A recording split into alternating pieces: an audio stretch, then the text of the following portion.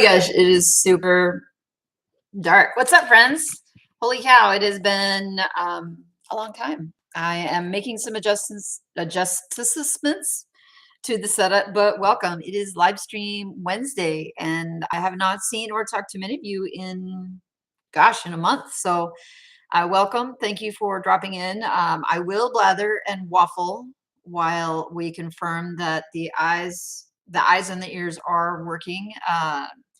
And I get my live streaming legs back under me.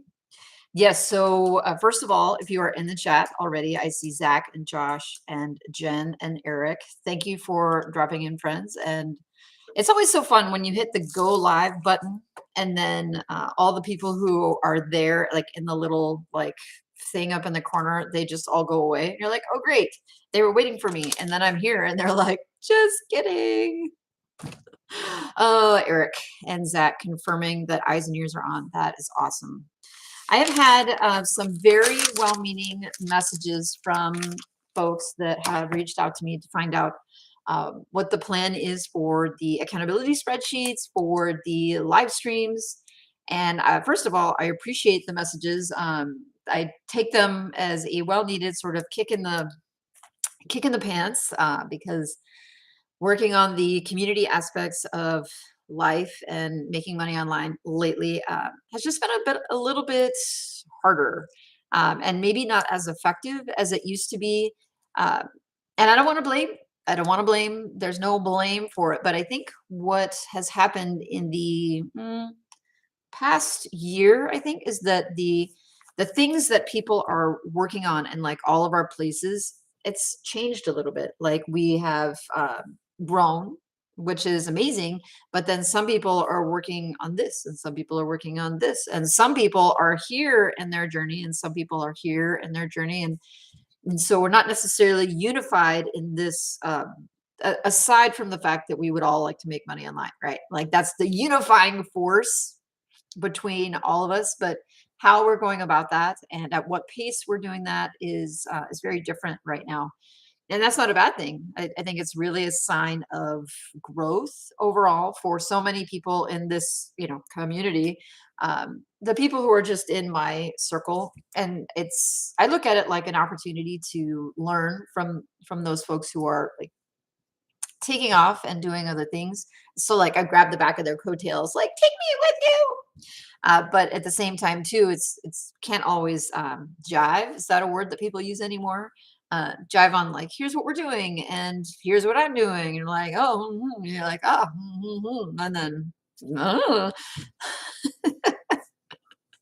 But as for me personally, honestly, cannot complain. I have been investing heavily in my children in the last 6, 7, 8 months. Not that I wasn't before, but just heavily investing a lot of time in their growth and their happiness and their needs. Overall, there's just a lot going on in the world. And so being there, and I guess I can pat myself on the back, or I can be grateful that I have this business set up, these things to enable me to do that.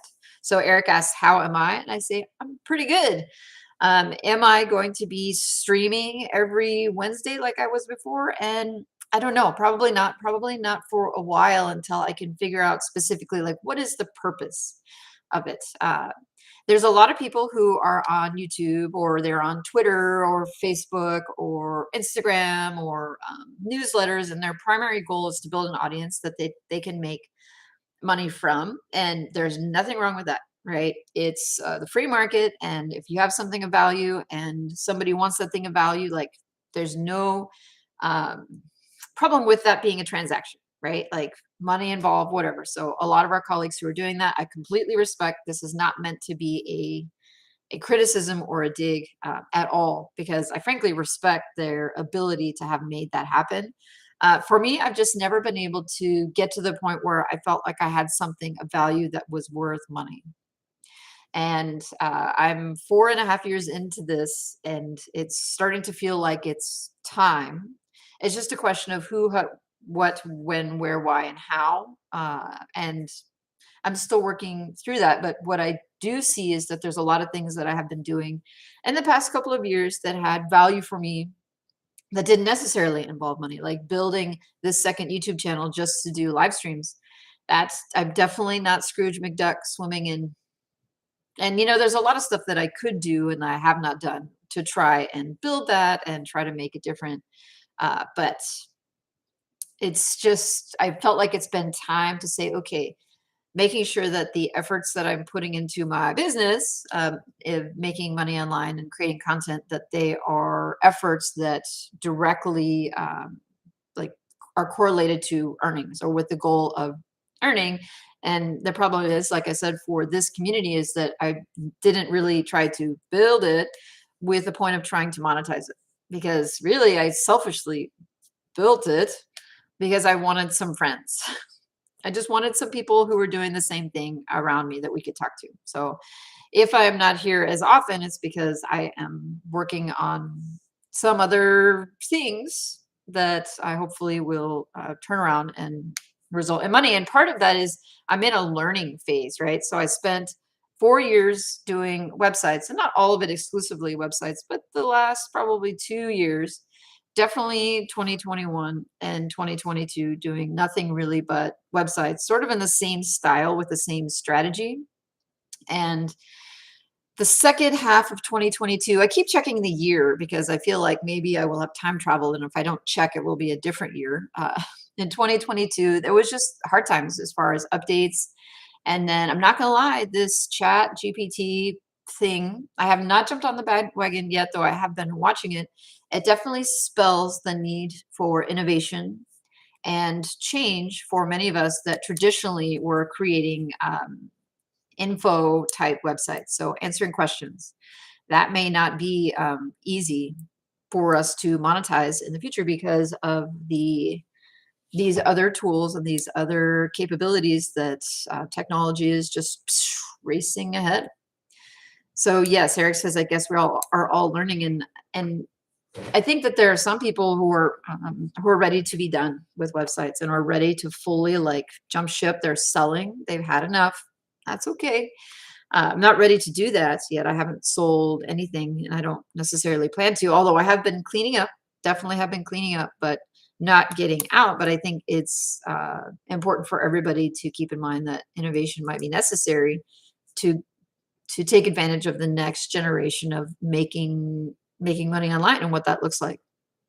Going over to the chat, and I see Josh Coop dropping in. Hey, Josh, how's it going? It's a quiet group today, and that is okay. I have not been here consistently, so I do not expect people to be sitting by their computers at the top of the hour on Wednesday in the morning. If they catch us on the replay, like, what's up? I'm still here. Let me know in the comments below, like, how was your holiday? How is 2023 treating you so far? What are your goals? I want to hear all about them. Eric says that his first site is not doing well. He says he has articles going up very high in the SERP, but they do not stick up there for long. We'll try to update these articles and complete those clusters. I have been doing a lot of keyword research lately and looking at what is popping up above the fold in the SERP, and just I don't want to say shocking, but there is a lot of information being provided right there on the search page. So, you can do all the work, you can do the keyword research, you can prepare the content, you can do all of the SEO, and then still not get a click and still not get traffic and still not earn money from it because that traffic is being diverted. It's essentially being captured there with Google, and then either those people are going on to do other searches, or their sessions are ended because they got their answer. So you definitely can see why a lot of people are saying, okay, it's time to get away from simple info type content, because if the question can be easily answered, then it will be answered on the search page. And in the future, likely that content will be snatched up and served by something like the chat GPT. Is it GPT chat or chat GPT? Either way, some sort of program like this. And if search engines like Bing, as they have said are going to incorporate something like this, a question answer situation, and where people are just getting their information directly from the search engine, not even necessarily served up like here is the answer, but they're just going there. They're not even searching. then the move towards content that isn't necessarily informational or can be like adequately serve the user with chat GPT is going to be necessary.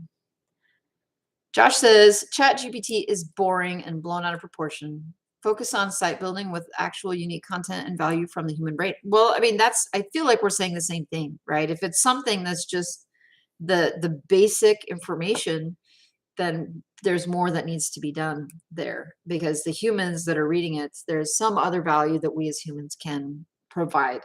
And it's definitely interesting and fun out there in the Twitterverse to see people's reactions to, reviewing content that is being created by this, and like how people have disclosures on there. It says this was created by AI and was reviewed by a human viewer and or a human editor, and it really hasn't hit the masses yet. Like the general population doesn't know that and they didn't know before that a lot of their content that they were reading was being created by programs and being sold to them as being true, like the equivalent of an encyclopedia.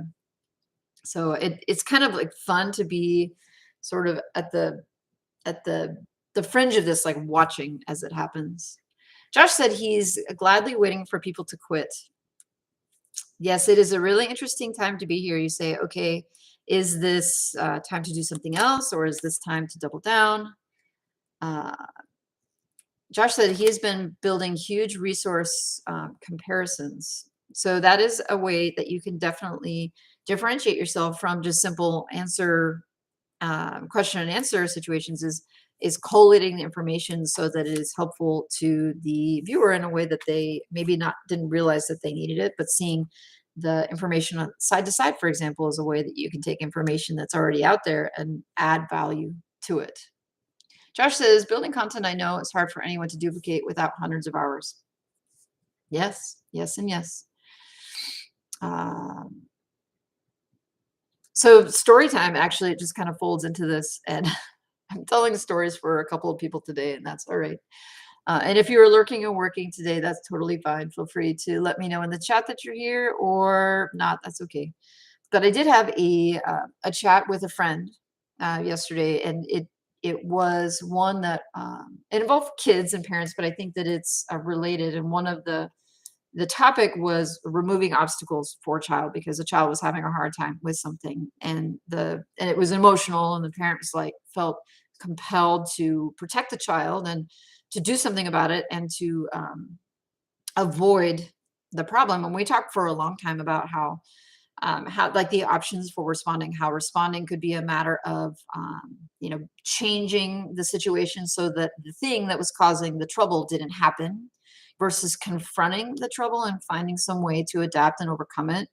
And then finally to look at it like an opportunity, where a lot of people were looking at it as like a devastation, right? It's a time to quit. It's time to move on. It's time to remove the thing that is or get away from the thing that is causing the pain or the trouble. And then the other aspect of it is that you could look at it as an opportunity. You could say, okay, here's what people are doing, and then where's the win?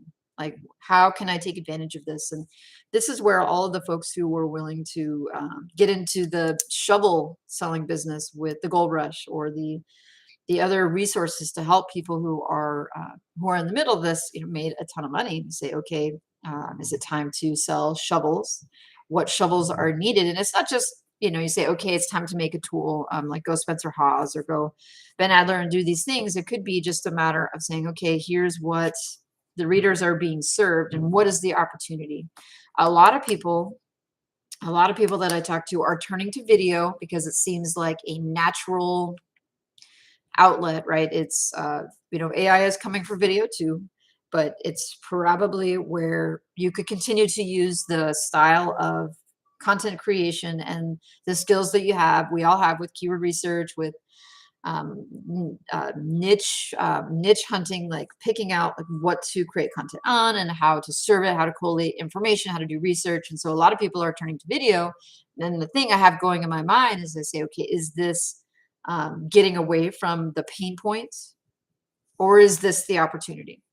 Because technically you say, okay, if I was just focusing on the opportunity, I would stay primarily focused on websites. And then, like, I don't want to say jumping ship, but jumping ship to video might be squandering opportunities. Or you could say video is the opportunity, and moving to video is selling shovels, getting ahead before the masses find out that this is where money can be made, and then go there. So it's overall, I think that there's opportunity in this season, and it's just a matter of what suits you, who, and how.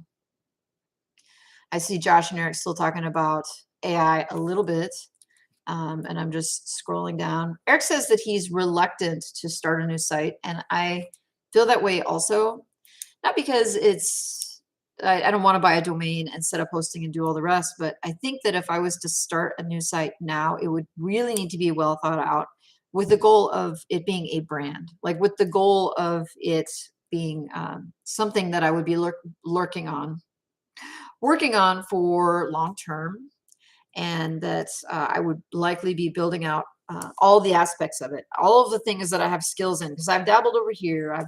I've dabbled with newsletters. I've dabbled with email marketing. I've dabbled with YouTube. I've dabbled with podcasts. I've gone all in with websites, and I've never necessarily taken them all and gone all in on one brand.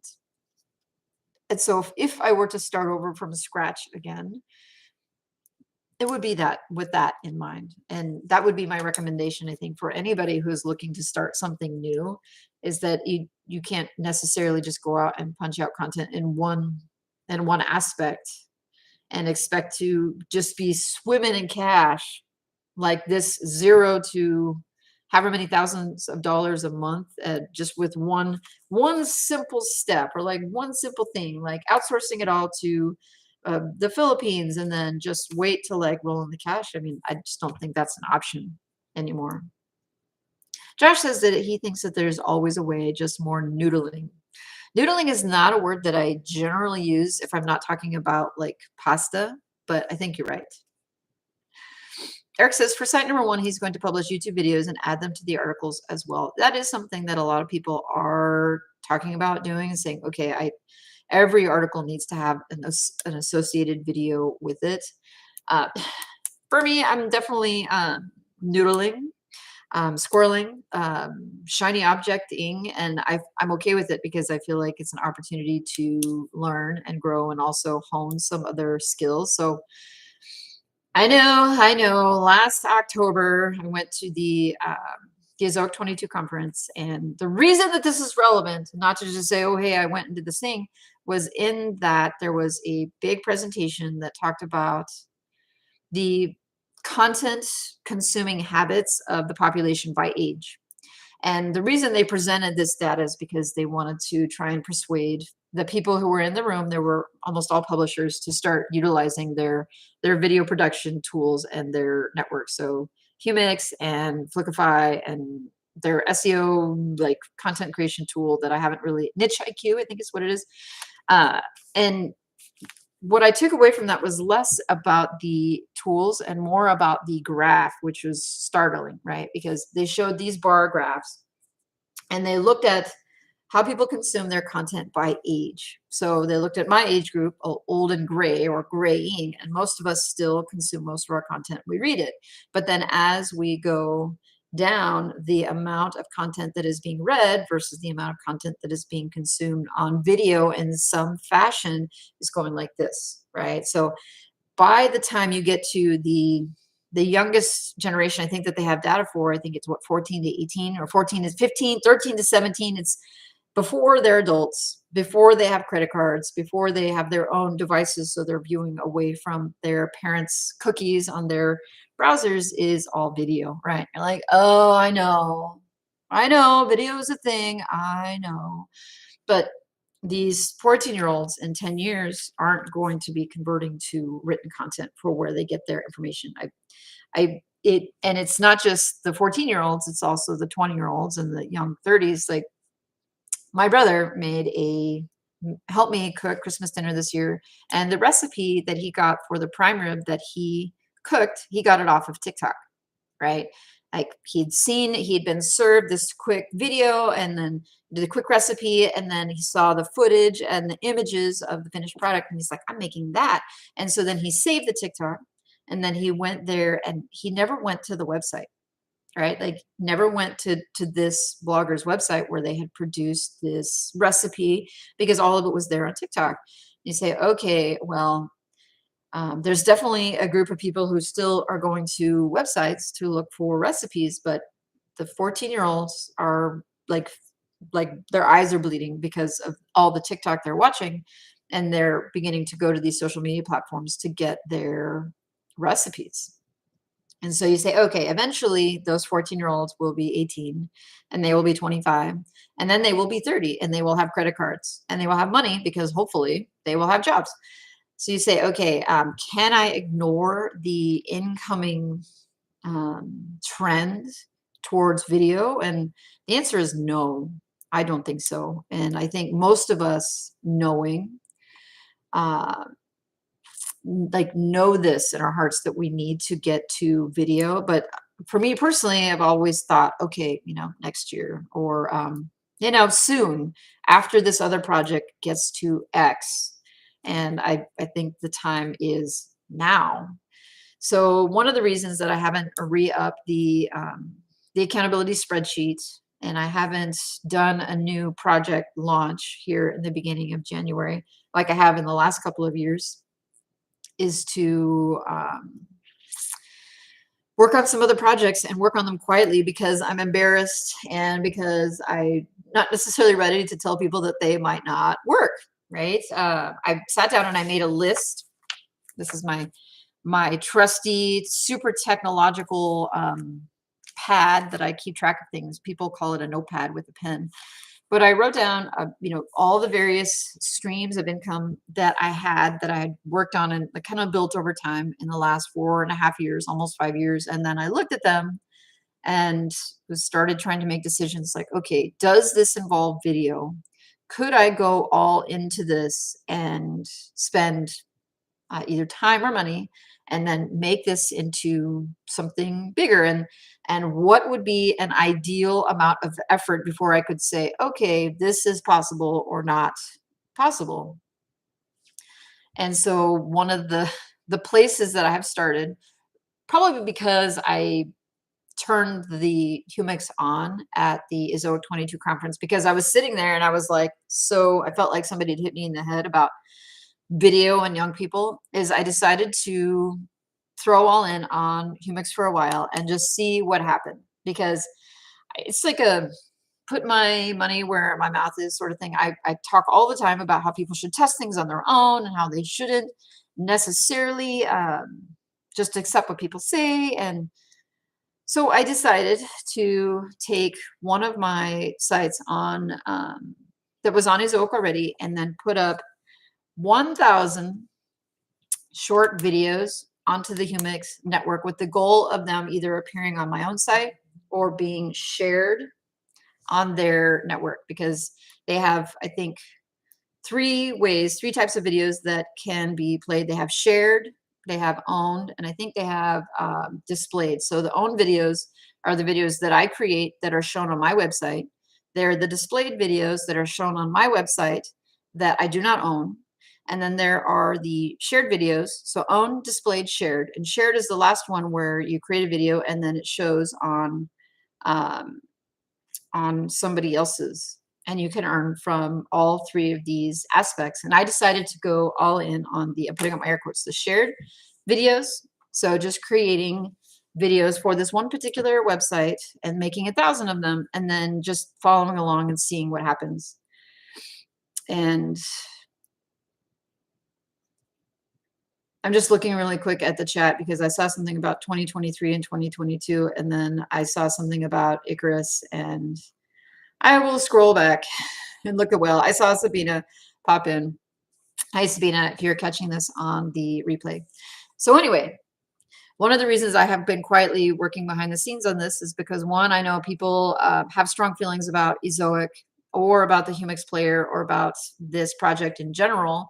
Two, the reason I've been quiet about it is I'm not necessarily convinced yet that it's a good idea for a website to potentially start publishing videos on any sort of topic, because I feel like if what you're doing overall with that site is trying to get the Google machine to look at the content that you have on your site, determine what the topical authority that the site has, like if you published content in video on the with the domain in mind, so to that domain, connected to that domain, would it just destroy the authority that your site has? And I've had this concern from the beginning, um, from when they announced it, because they were like, yeah, you could, this is a great way to make money. You could have your site and then create videos on other topics. And then because they're on that account, then you would make money. And I'm like, okay, but how would this impact the authority?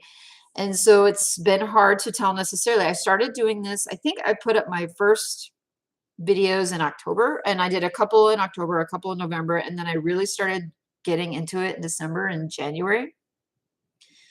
But just watching what it does to the traffic, and it's really hard to say right now because December and January have been so volatile with the updates and stuff. So I feel like this is a longer term project. But I didn't really want to, I'm going to put up my air quotes, inspire. I didn't really want to set off like a ton of people trying to do the same thing, because I don't know if it's a good idea yet. And I wanted to see. So my goal though is to get the 1,000 videos, short videos, so they're a minute long or less. And I'll explain later, probably in the video where I actually wrap this up, why I did that, but doing short videos and to have 1,000 of them up. My original goal had been by the end of 2022, and that didn't happen. And then it was the end of January. I'm not sure that's going to happen. To get the exact number, I'm going to check into my Ezoic account really quickly.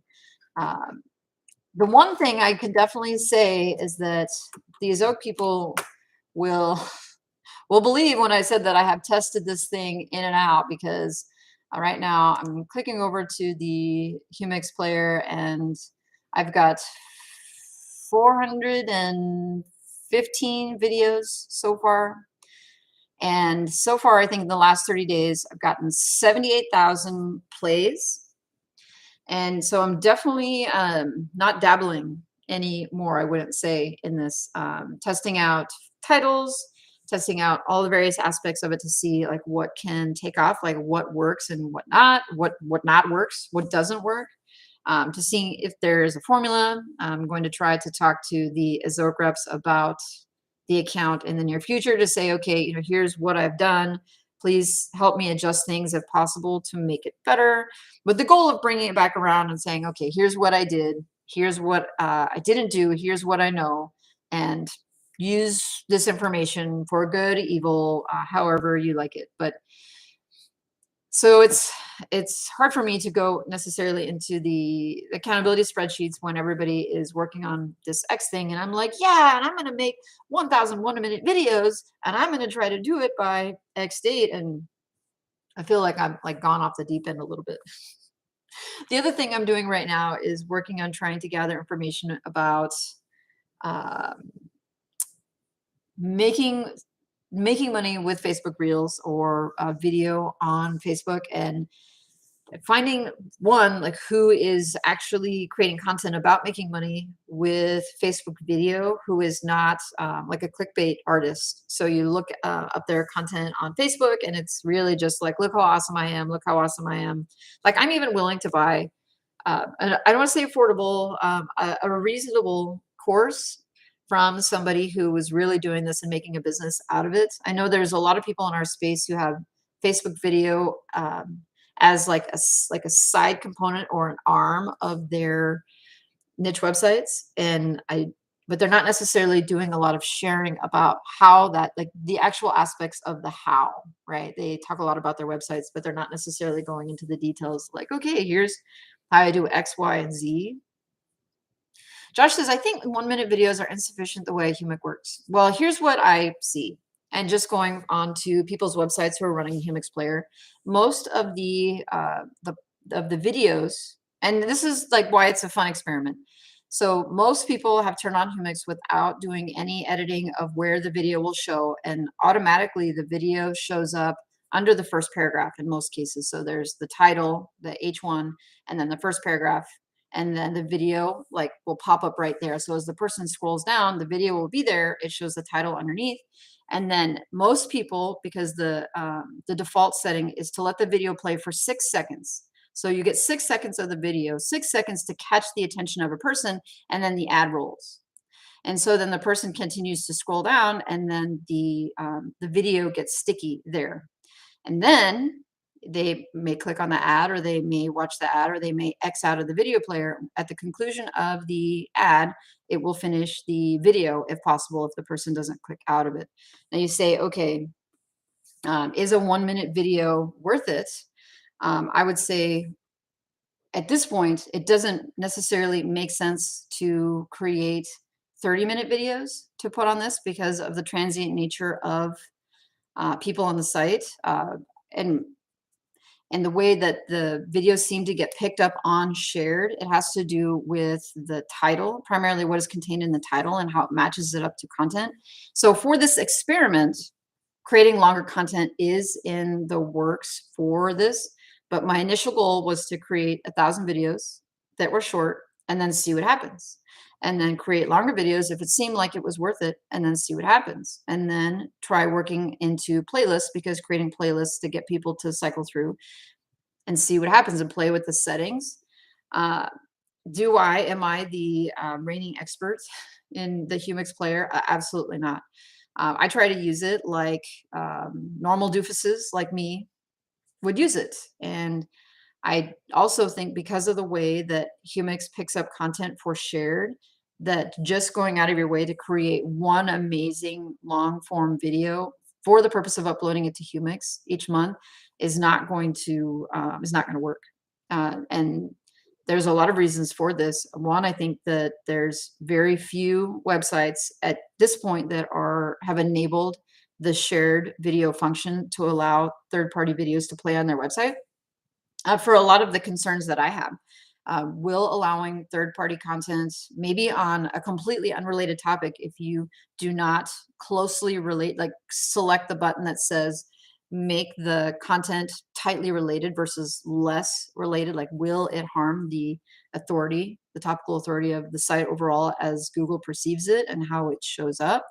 I don't know. My goal is with this, I'm going to put it in my air quotes, project, is really just to try to learn as much as possible. And so if Josh is right and that a 1-minute video is not going to work for Humix, right, then I will have wasted a couple of months of my time, but I will have learned a lot. And in the meantime, because video is my goal in the future, the goal is to make better videos. And so make better thumbnails, make better use of the resources that I have, and just get better overall at this craft, because video really is not a strength of mine.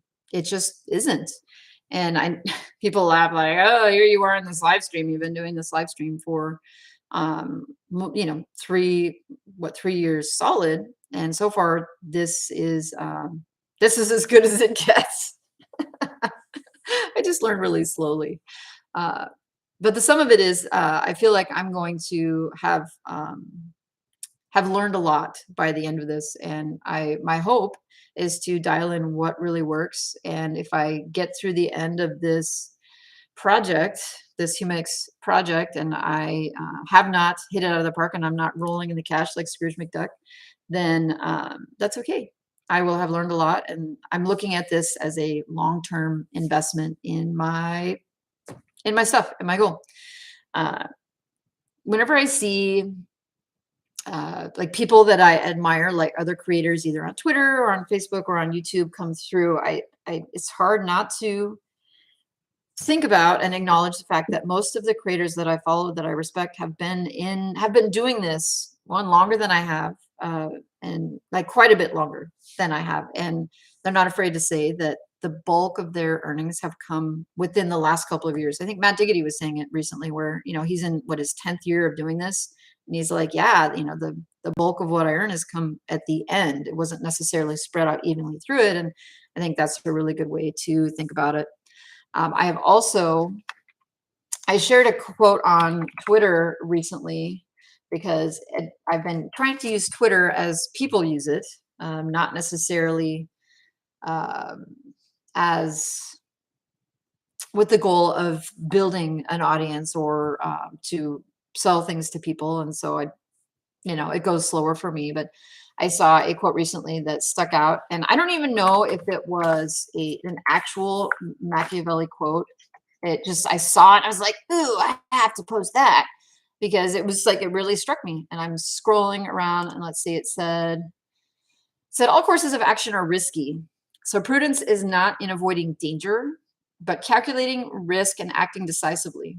It says make mistakes of ambition and not make mistakes of sloth. It says develop the strength to do bold things, not the strength to suffer. So in looking at my Humix project and looking at some of my other projects, I try to think of them. I like to think of them as maybe they're mistakes and maybe they're risky, but that they're mistakes of ambition and not mistakes of sloth. Like sitting back and saying, okay, this is not going to work. Like, all right, maybe this is not going to work. Maybe I'm totally wrong. And maybe I will have wasted my life working on this. But in my mind, I think, okay, this is a mistake of ambition, if that's what it turns out to be. And I'm not going to regret it, because it was an opportunity to learn something and to be able to, at some point, have a high level discussion with Ezoic or with other colleagues in our space who are testing out the tool to see, what are the best tweaks to it. You say, okay, this is what I have. Can we make money with this? And if not, then I have all of those videos saved somewhere that could be turned into something else, right? That could be combined into longer form videos, because I still have all those things. I still have my video player. I still have my time and my ambition to continue to work on it. So I'm excited about it. Stig says, you're early again. Glad to see you finally back.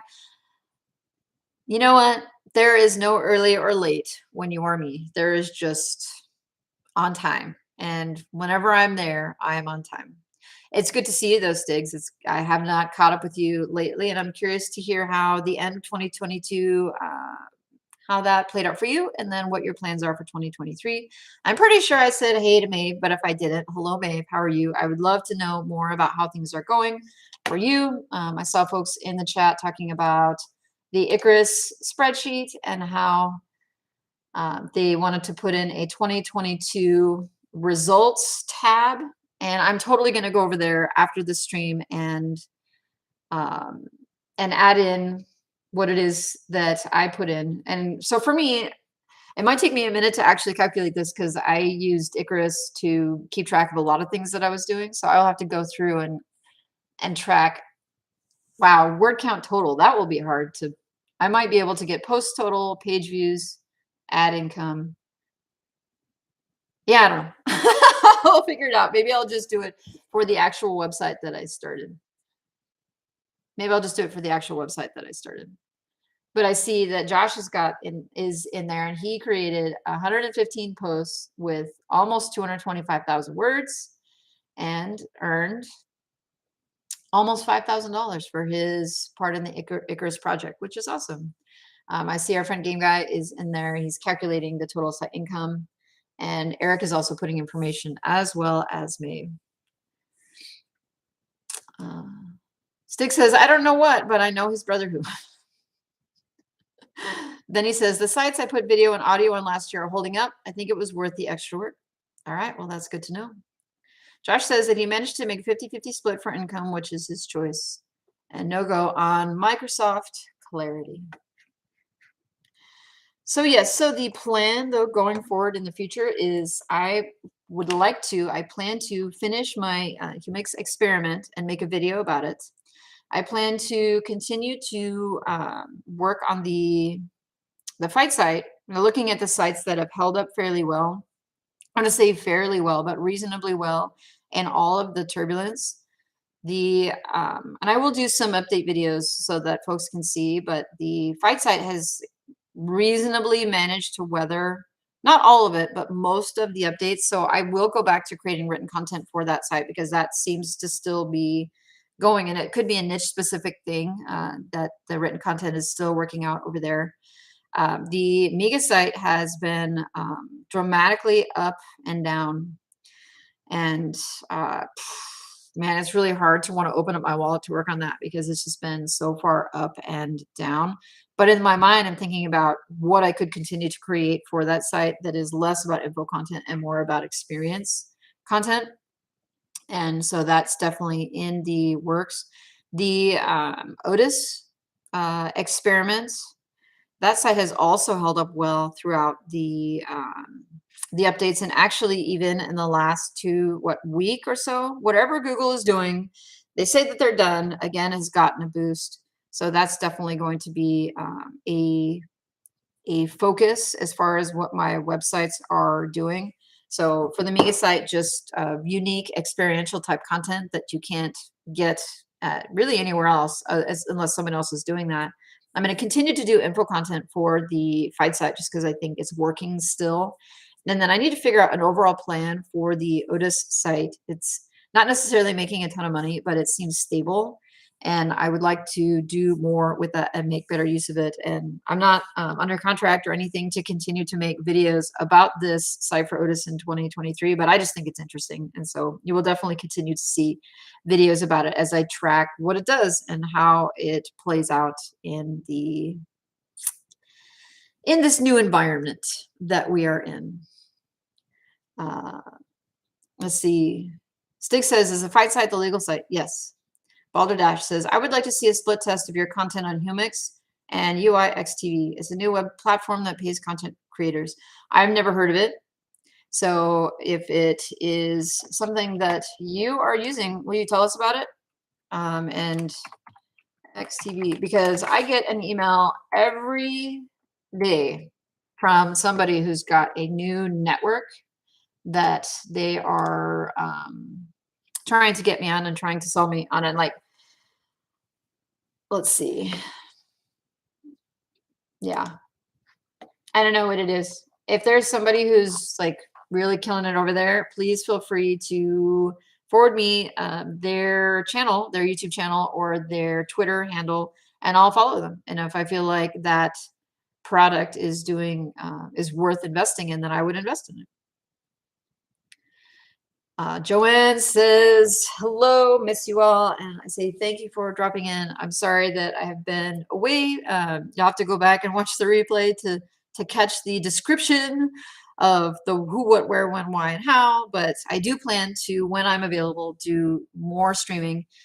The dates and times may vary in the future. Like it may be a ninja stream where if you catch me, you catch me. And if not, it'll be on the replay. But I would like to just come up, and if I have the time, give myself a couple hours lead time, and then get in here and just talk to friends if they are around. There's Emil. Yes, you are back. I'm happy that I'm back, and it's good to be back and the normal time slot. Even though with daylight savings time, it's wonky for a lot of folks, but it feels like coming home a little bit. Stig says, are you gauging your content towards Google Discover? I am not yet, and that is on my to-do list, honestly, is not just dabbling in these things, but actually doing a deep dive, like how to do this. And I don't want to blame, but I'm doing a little blame for myself for being so hyper-focused in 2022 and 2021 on just like really hammering one method. Because at the time, that's what I needed to do. I really needed to focus, and that was what took that project to where it needed to go. So now it's time to gain some other skills. And once I dial in onto the thing, I think that is working, going all into it. Stig says, I think that's your best play for legal. I do think that there is a lot of places that a legal site could go. I think analysis on news, while it's not evergreen, could potentially catch Google Discover, especially if you're explaining things that are hot topics. And the same is to be said for YouTube, right? Like and so the legal site is definitely one where I could potentially create a YouTube channel to go right along with it, and then do trending legal news, like covering high profile court cases like Amber Heard and Johnny Depp. It's not really my style yet, but I was thinking about the gal who presented at ISO 22, the small business trends folks that talked about creating short content that was news and how that could bring traffic in and what that could mean. And I like the idea of experimenting and just being a little more innovative and trying new things. And so that'll be fun. Sig says, yep, trending is hot on Discover. Yeah, I have always been interested in doing things that I could set and forget, which is why trending is like, ugh, because it doesn't last, right? It once the trend is passed, then that content is just sitting there taking up space, and then I have to deal with it again. But at the same time, it's time to see if there are other things that could work, and maybe it'd be interesting to play journalist, because that's kind of what it would feel like, is being a journalist and trying to gather information, present it in a way that is helpful, and become an authority on that type of stuff. But yeah, it's just a whole new thing. You'll be fine. You're smart. Yeah, it's just a matter of time because I have so many things that I like to do and want to do, and then the kids have sports and activities and all the things, and everybody has been sick like all the time lately. That's just the way of things.